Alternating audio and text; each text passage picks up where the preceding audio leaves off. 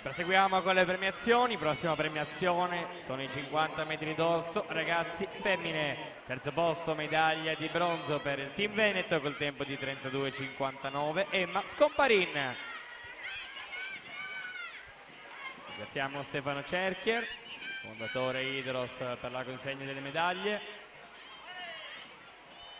Secondo posto medaglia d'argento per i colori della Piave Nuoto col tempo di 31,39 Martina Zanet.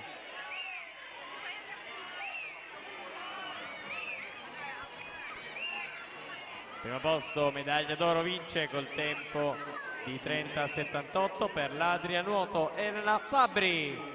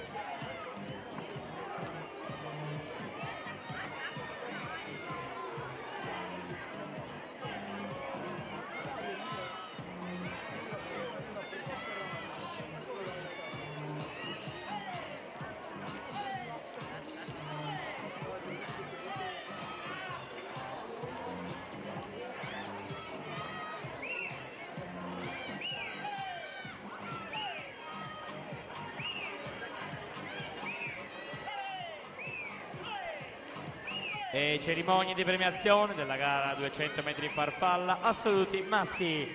Terzo posto medaglia di bronzo per l'Idros col tempo di 2,05,43 Lorenzo Menegaldo.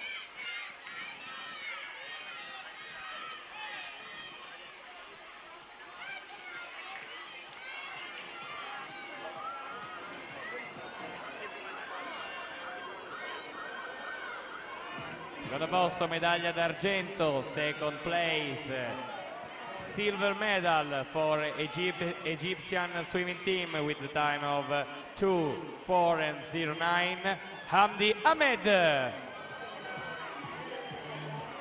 Primo posto medaglia d'oro lo annunciamo solo per l'Ungheria Swimming Association, Laszlo C'è.